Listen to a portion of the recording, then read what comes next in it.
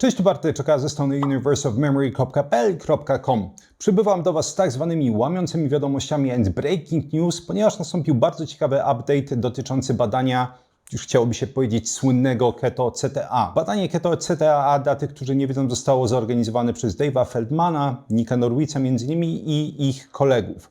Jakby co, jest o tym tutaj 1,5-godzinny odcinek, gdzie omawiałem samo oryginalne badanie oraz między innymi parę reanaliz szczegółowo, tak bardzo szczegółowo. Natomiast wracając do takiego, no właśnie, szybkiego wprowadzenia czy przypomnienia dla osób, które zapomniały, o co chodziło w tym badaniu. W badaniu wzięło udział 100 uczestników. I chodziło o to, żeby zobaczyć, jak na przestrzeni jednego roku u tych 100 uczestników będzie rozwijała się blaszka miażdżycowa. Natomiast nie była to byle jaka kohorta, to były osoby, które cechowały się tak zwanym fenotypem LMHR, czyli Lean Mass Hyperresponder. I ten fenotyp charakteryzuje się tym, że osoby te mają przy mocnym ograniczaniu węglowodanów bardzo duży skok całkowitego cholesterolu, lipoproteiny LDL, tym samym apolipoproteiny B, mają bardzo wysoki poziom lipoproteiny HDL i bardzo niski poziom trójglicerydów. Innymi słowy, chciałby się rzec, jest to idealna kohorta, żeby pokazać, że jeśli lipoproteina LDL rzeczywiście jest kluczowa w rozwoju miażdżycy, bo dokładnie to będzie mówić nam hipoteza lipidowa, tak? Jeśli będzie mieć wysoki poziom apolipoproteiny B, lipoproteiny LDL, to będziemy mieć szybszy rozwój miażdżycy. Im wyższy poziom, tym gorzej.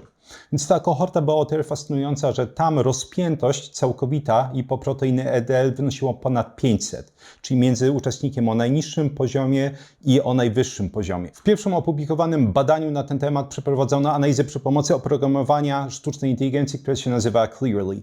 I co się tam okazało? Okazało się, że ten przyrost blaszki miażdżycowej u tych osób był bardzo wysoki.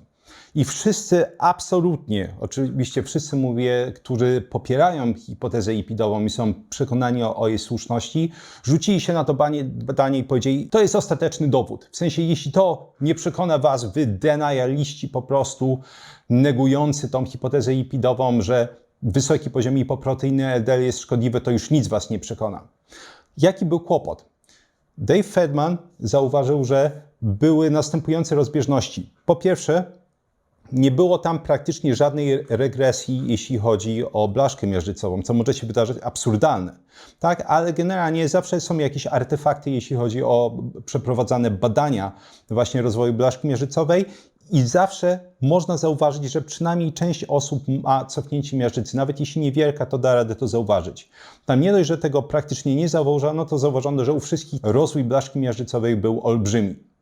Po bliższym przyjrzeniu się okazało się, że badania nie były zaślepione, to znaczy te badania obrazowe, które dostawali w Clearly, były w kolejności chronologicznej. Innymi słowy, zaślepienie nie zadziałało. Jeśli zaślepienie nie zadziałało, to znaczy, że było wiadomo najzwyczajniej w świecie, czyje to są badania obrazowe. Czyli było z miejsca wiadomo, że takie badanie jest na przykład kogoś z tej kohorty Keto-CTA.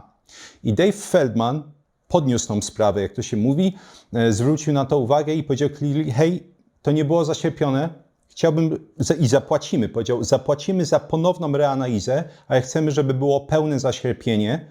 Dla jasności chcemy, żebyście zrobili kontrolę jakości. Clearly powiedziało takiego wała, nie robimy ponownej kontroli jakości, nie ma reanalizy, po prostu to są wyniki. Dave Feldman z kolegami stwierdzili, w takim razie robimy reanalizę przy pomocy innego oprogramowania. I to nie jedną reanalizę, robimy 2 reanalizy, bo trzeba zobaczyć, czy rzeczywiście te wyniki Clearly są zgodne z rzeczywistością, czy może coś jest nie tak. Zrobiono więc reanalizę przy pomocy oprogramowania HeartFlow, zrobiono reanalizę przy pomocy QAngio i w sumie 3 z 4 badań pokazało to, że generalnie rozwój tej blaszki miażdżycowej był bardzo niewielki, był, trzeba podkreślić, najmniejszy odnotowany w całej literaturze naukowej. I trzeba podkreślić jeszcze raz, u osób, których sam poziom lipoproteiny LDL szedł w setki i jedynym tym po prostu elementem, który nie pasował do obrazka, były wyniki badania Clearly. I teraz ta aktualizacja, ten update dotyczący Keto-CTA tyczy się właśnie Clearly, bo wyszły tam niesamowite rzeczy i niesamowity smród. Na czym polega ten smród? Okazało się, że część pacjentów poprosiła o swoje skany i stwierdziła, że skieruje jakby poniekąd anonimowo te swoje badania ponownie do Cleerly przez swoich kardiologów.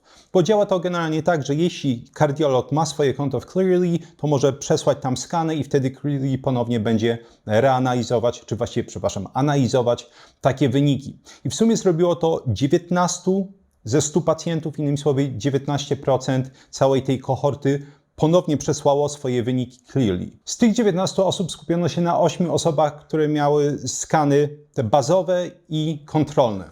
Czyli innymi słowy można było porównać, jaka była rzeczywista zmiana. I co wyszło? Jeśli chodzi o pierwsze 4 osoby, to Cleerly pokazało mocną progresję, a wśród 3 z 4 tych osób progresja była, ale była minimalna. Jaka różnica to była?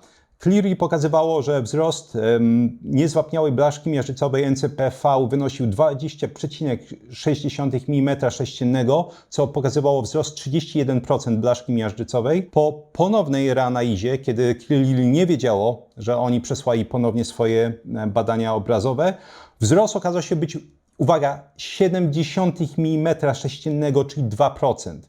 W zgłoszeniach indywidualnych. Jeśli ktoś generalnie siedzi w tych metodach monitorowania rozwoju blaszki miażdżycowej, to na pewno wie, że 0,7 mm3 to jest praktycznie nic. To jest, stoi w miejscu, nic się tam praktycznie nie zmienia. I ponownie mówimy o osobach z bardzo, bardzo wysokim poziomem lipoproteiny LDL.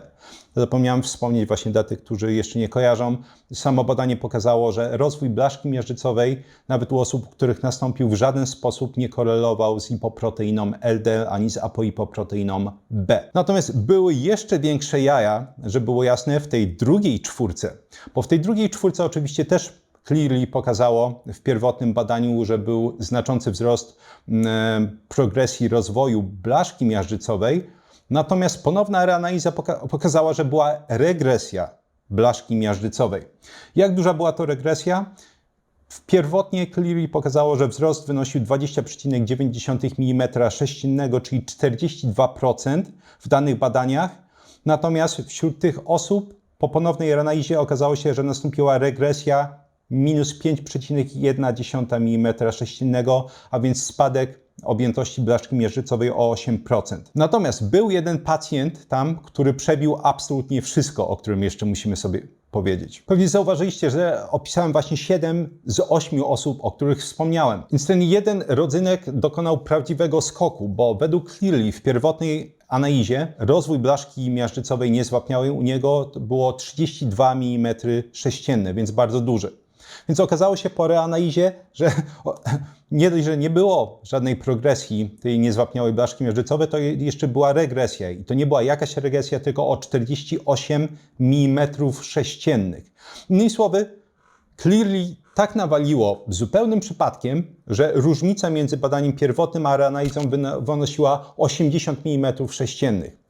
Ponownie, jeśli kogoś interesują te metody, to dobrze wie, że nie jest to w żaden sposób możliwe, chyba że... Ja zwracałem oczywiście w tej mojej pierwotnej analizie, w tym 1,5-godzinnym filmiku, że na logikę każda firma, która zajmuje się po prostu takim rodzajem oprogramowania, powinna niesamowicie dbać o swoją reputację. W momencie, w którym pojawia się jakakolwiek czerwona flaga i okazuje się, że zaślepienie mogło nie być pełne i co więcej, zespół badawczy oferuje, że zapłacą za ponowną reanalizę, tylko ona musi być zaślepiona, a firma mówi, że nie robimy tego, to powiedzieć, że to jest podejrzane, to jest nic nie powiedzieć. W ogóle użycie słowa podejrzane jest tutaj generalnie niedopowiedzeniem, bo wygląda to po prostu na absolutnie jawny przekręt. Polecam założyć wszystkim swoje foliowe, aluminiowe kapelutki i zastanowić się, komu może zależeć na oczernianiu badania, w którym pokazano, że rozwój blaszki miażdżycowej nie będzie korelować w żaden sposób z poziomem lipoproteiny LDL, apoipoproteiny B, mając nawet poziom lipoproteiny LDL idący w setki, może następować regresja blaszki miażdżycowej, co przypominam jest w pełni sprzeczne z hipotezą lipidową. Dajcie mi znać, jakie są Wasze szurskie odpowiedzi na ten temat. Ja mam swoje, ale z powodu już braku czasu nie chcę przeciągać dłużej tego filmiku, zachowam je dla siebie. Dzięki serdeczne za wysłuchanie tego odcinka. Mnie nie będzie specjalnie w sekcji komentarzy, od razu Was przepraszam, bo jakby nagrywam na świeżo to i że tak powiem, mocno mi to ingeruje w cień jakby i w ogóle ten odcinek, więc po prostu nie będzie mnie tutaj specjalnie. Niemniej z ciekawością będę czytać Wasze komentarze. Do usłyszenia. Jak coś, wszystkie oczywiście kursy, produkty, które polecam, link do patronatu, jeśli kogoś to interesuje, znajdziecie jak zawsze w opisie. Pozdrawiam i miłego dnia.